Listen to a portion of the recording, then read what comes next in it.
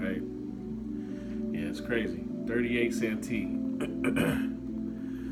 Authorities in Minnesota order that immediate execution of 303 males found guilty.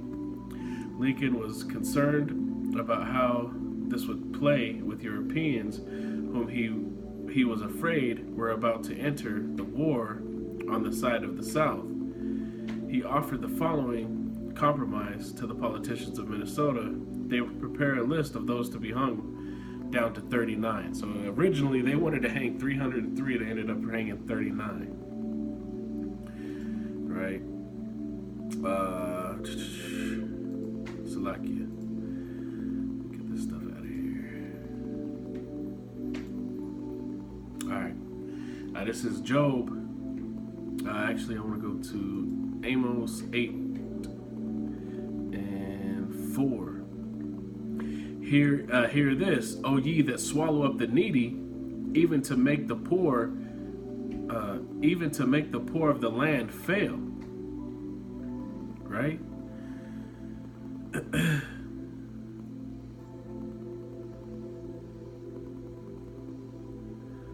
Ooh, saying, when will the new moon be gone, that we may sell corn? Right? This is getting into Israel. But hear this, O ye that swallow up the needy. Did the so-called white man not also swallow up the needy?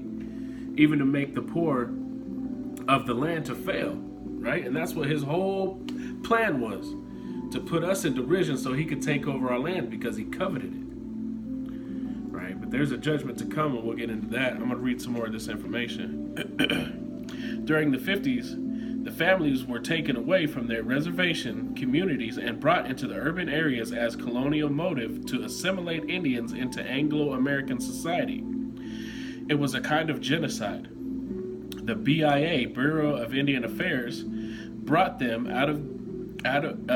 out here and dumped them. Indians were the last hired and the first fired, as is the so-called African Americans. They love hiring Issachar, but as far as Gad, Reuben, and Judah go, last hired and the first fired. Relocation was inextricably linked to the terminationist agenda. On August 15, 1953, the passage of Public Law 280 was approved, decreasing federal responsibilities of Indian tribes. The House Concurrent Resolution number 108 was adopted 2 weeks prior to the approval of the passage. This called for the absorption of Native Americans into the American life as individuals, not tribal citizens. The legal document was based on Eurocentric discourses that privileged white people and disenfranchised Indians. This policy was a premeditated colonial move to take American Indian lands and resources. The hopes and dreams of the government was for Indians to assimilate, for the reservation system to end, and to get the Indians and to get out of the Indian business.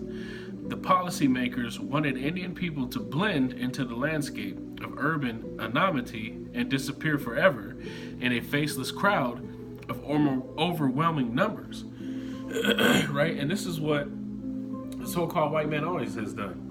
It's the same thing he did in when he was called the Bulgarians, right? The Bulgars, right? They wanted to take over an area and blend themselves into people, right? And what they do is they put their culture on you so that your culture disappears and they can just assimilate you into exactly what they want, into their ways, right? But there's going to be a judgment for this. And I don't want to make this too long. I know Jake ain't going to pay attention to a 30-minute video. So I'm going to end with this. Isaiah 49 and 26. And I will feed them that oppress thee with their own flesh. Right? This is going to be a judgment for Esau. And they shall be drunken with their own blood. As sweet wine, and all flesh shall know that I am Yahweh. That I, Yahweh, am thy Savior and Redeemer of the mighty one of Jacob. Right? The mighty one of Jacob. And that's exactly what he's going to do to you so-called white people. Right? For the iniquities that you've caused to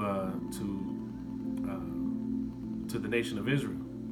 This is Job 27:13. This is a good one too. This is the portion of a wicked man with the Most High, and the heritage of oppressors, which they shall receive of the Almighty. If his children be multiplied, it is for the sword, and his offspring shall not be satisfied with bread. And they're not satisfied with bread, right? They take a whole land and do what they want with it, because they cannot be satisfied. Those that remain of him shall be buried in death, and his widows shall not weep. Though he heap up silver as the dust, and prepare raiment as the clay, he may prepare it, but the just shall put it on, and the innocent shall divide the silver. He buildeth his house as a moth, and as a booth that the keeper make. The rich man shall lie down, but he shall not be gathered. He openeth his eyes, and he is not. Right? Because after 1,000 years of slavery, after they served in slavery double what they did to us in slavery, with the same treatment but double portion, right? They're to be eradicated off of the face of the earth. Thus saith the Bible. Right? So as you so-called Gadites eat your turkey today and your stuffing, remember that was a sacred bird to our people. Remember that all of that represents something on that table. The cranberries represent our blood. The turkey meat represents our flesh. Right? All of those dishes that you're eating have meanings, and it was all